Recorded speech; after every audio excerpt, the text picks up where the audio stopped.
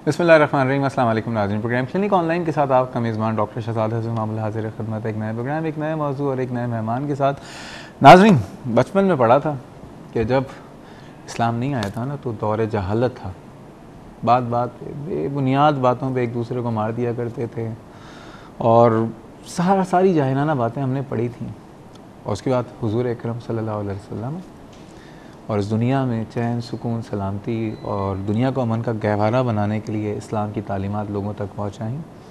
और उसके बाद ज़ाहिर बात है कि लोग जो है महज़ब हो गए, क्योंकि हमारे नबी, हमारे आका, उन सब के हम पैरोकार हैं तो उन्हीं को फॉलो करते हैं। लेकिन कुछ जहालत का ज़माना पड़ा था ना, अब नज़र आता है बेबुनियाद बातों पे लोग मर रहे हैं, मार दिया जाता है। कल मेरी एक फैमिली से मुलाकात हुई और ख़ातून थी, 4 छोटे बच्चे थे और 1 साल पहले उनके शौहर को जो है बेबुनियाद बात पे कहीं से गोली आई, वो मर गए थे।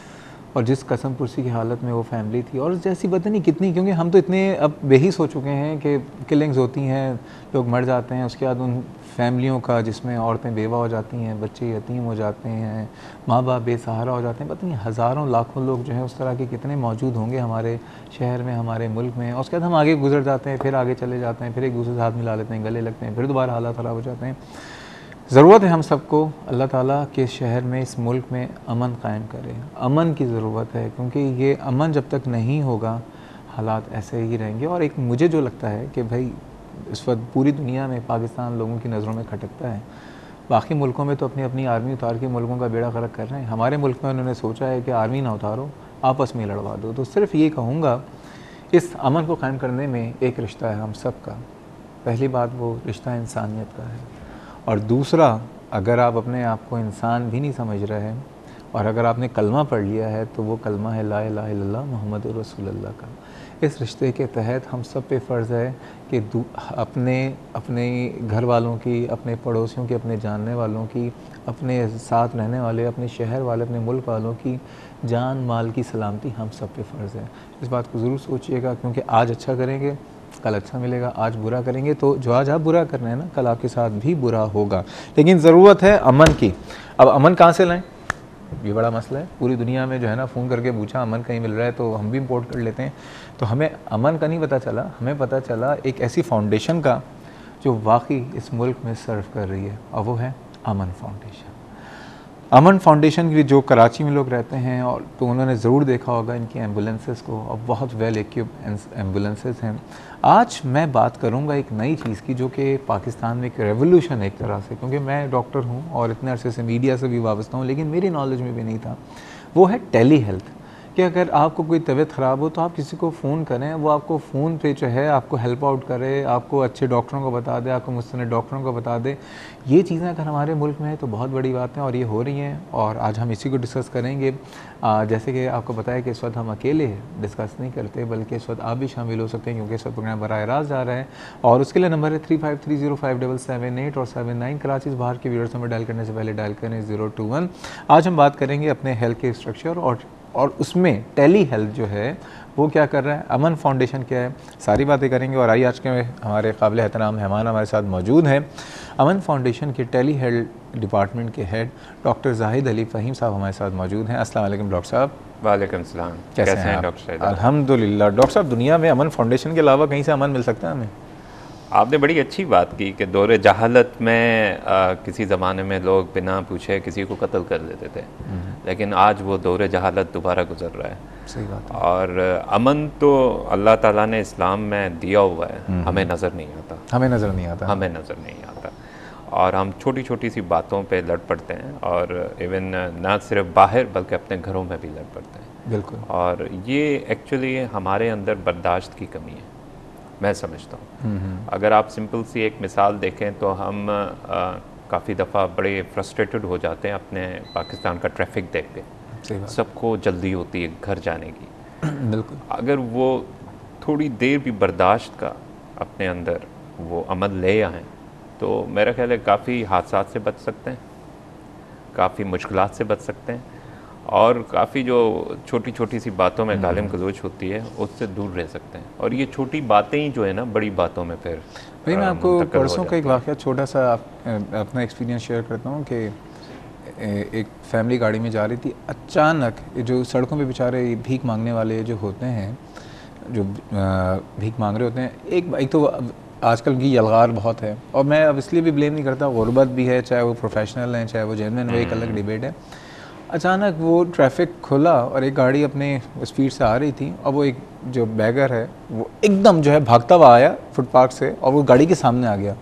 गाड़ी वाले ने, जाहिर बात है कि वो एक स्पीड से आ रहा है और एकदम, ये तो रोड क्रॉस करने वाले को देखना चाहिए, उससे हिट हो गया। उसके बाद वहाँ जितनी आवाम थी उसने ये नहीं देखा कि उस किसकी गलती है, उस गाड़ी वाले को मार मार के उसका फुरगस निकाल दिया, ठीक है। उसके बाद फिर वो पुलिस आई तो उसने कुछ उनकी जान वान छुड़ाई। ये देखें, ये हमारे यहाँ हाल है कि एकदम हम अपनी फ्रस्ट्रेशन फजूल में लोगों पे निकाल रहे हैं ना। ये बताइए, अमन हेल्थ, अमन फाउंडेशन, ये क्या है, ज़रा ये तो बताएं। अमन फाउंडेशन एक organisation, not for profit institute है, और ये पिछले तकरीबन 3 साल से पाकिस्तान में फ़र्स्ट टाइम ये इंट्रोड्यूस हुई है। इन्होंने प्रोजेक्ट्स लॉन्च किए हैं 3 ख़ास एरियाज़ में, जिसमें न्यूट्रिशन, सबसे इनका पहला प्रोजेक्ट न्यूट्रिशन में था, और उसके बाद हेल्थ और एजुकेशन। अमन फाउंडेशन की जो फंडिंग है, एक ट्रस्ट है, अमन ट्रस्ट, जिसमें वन ऑनर डोनर हैं आरिफ नकवी साहब। कौन है? आरिफ नकवी साहब। अच्छा, ओके। आरिफ नकवी साहब हैं, जो जिनकी तरफ से ये फंडेड फाउंडेशन है, अमन फाउंडेशन। इसके अंदर 3 कंपनीज काम कर रही हैं, जिसमें अमन हेल्थ केयर सर्विसेज जो है वो अमन हेल्थ की सारे प्रोजेक्ट्स को लुक आफ्टर कर रही है। अमन इंस्टीट्यूट ऑफ वोकेशनल ट्रेनिंग, वो अमन टेक के नाम से आपने ज़रूर हर जगह पढ़ा होगा, ये वोकेशनल ट्रेनिंग के ऊपर काम कर रही है। और टीच फॉर पाकिस्तान, जो एजुकेशन के ऊपर काम कर रही है। इसके अलावा इनके 2 नए प्रोजेक्ट्स हैं, जिसमें आप देख सकते हैं आजकल ज़रूर सुनेंगे, स्पोर्ट्स एकेडमिया, अमन स्पोर्ट्स एकेडमिया के नाम से वो लॉन्च कर रहे हैं। और इसके अलावा मेंटल हेल्थ प्रोग्राम। अच्छा, मेंटल हेल्थ प्रोग्राम के ऊपर भी ये हम सब मेंटल हुए हैं, हमारी तो बड़ी ज़रूरत है कोई मेंटल हेल्थ। जी ज़रूर।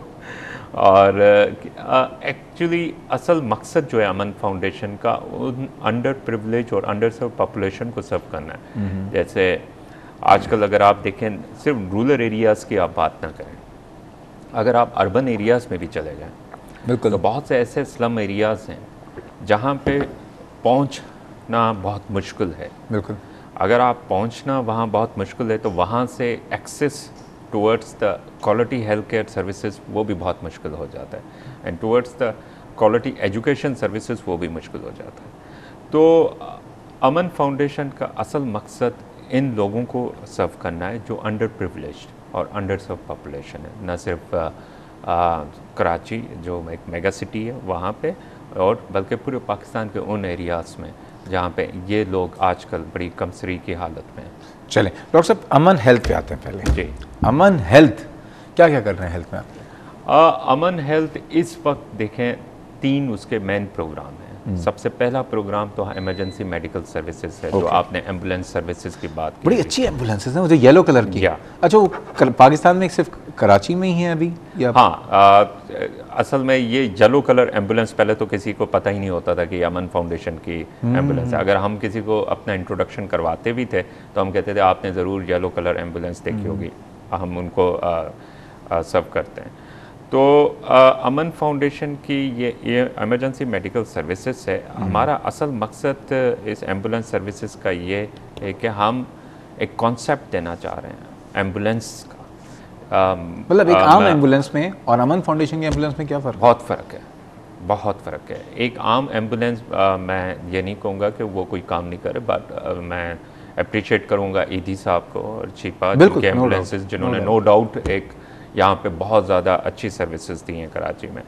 इन दोनों एम्बुलेंस सर्विसेज में बहुत बड़ा फ़र्क ये है कि हमारी ambulance according to the international standards fully equipped है, और जो critical care during transportation patient को चाहिए होती है वो सारे आलात हमारी एम्बुलेंस में मौजूद। तो आपके एम्बुलेंस में कितने लोग होते हैं? हमारी एम्बुलेंस 2 किस्म की हैं। एक तो बेसिक लाइफ सपोर्ट, जो बेसिक जो उस किस्म के केसेस जो इनमें ज़्यादा क्रिटिकल केयर की ज़रूरत नहीं होती, ठीक है, उसमें ड्राइवर और हमारे 2 एहलकार होते हैं जो पैरामेडिकल स्टाफ होते हैं, नर्सिंग असिस्टेंट होते हैं। और इसके अलावा जो एडवांस लाइफ सपोर्ट होती है, जहाँ पे क्रिटिकल केयर के हम सर्विसेज देते हैं, उसमें डॉक्टर मौजूद होता है और साथ में एक नर्सिंग असिस्टेंट, नर्सिंग एड उसके साथ मौजूद होता है। That's wonderful.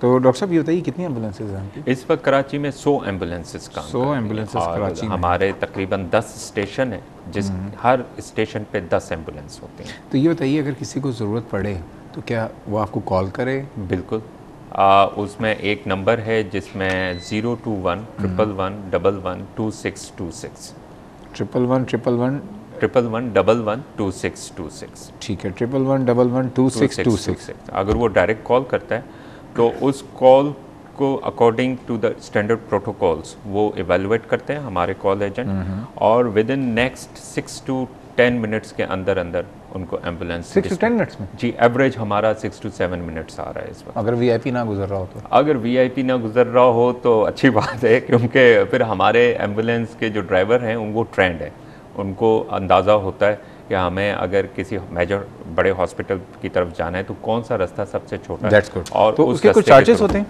हाँ, बड़े नॉमिनल चार्जेस हैं। अच्छा, एक समझे टोकन मनी है। हमारा मकसद लोगों को चार्ज करना नहीं है, बात वो एक अगर कोई ऐसा शख्स जो अफोर्ड ना कर सकता हो तो हमारे पास एक ज़कात सिस्टम भी है। ओके, वैसे टोकन मनी की क्या चार्जेस? टोकन मनी हमारे पास डिफरेंट चार्जेस हैं, उसमें डिफरेंट पैकेजेस हैं। जैसे आप रोड एक्सीडेंट्स हैं और ट्रैफिक एक्सीडेंट्स के, उनको तो हम कोई चार्ज नहीं करते, ठीक है ना, वो तो फ्री ऑफ चार्ज हम उनको इमरजेंसीज में पहुंचा देते हैं, कोई हम पूछते भी नहीं है कि कोई हमने आपसे चार्ज लेना। लेकिन वो लोग जो गवर्नमेंट हॉस्पिटल्स की तरफ लेके जाना होता है उनसे हम 400 रुपीज़ पर इंटरवेंशन हम उनसे चार्ज। ठीक है डॉक्टर साहब, मज़ीद बातें करेंगे, टेली हेल्थ पे भी बातें करेंगे, बाकी तमाम चीज़ों पे भी बात करेंगे, और टेली हेल्थ क्या होता है, टेलीफोन पे क्या कैसे मशवरे दिए जाते हैं, कौन लोग देते हैं, क्या वो मेडिकल पर्सनल्स हैं, सारी बातें करेंगे। जा रहे हैं छोटे से ब्रेक में।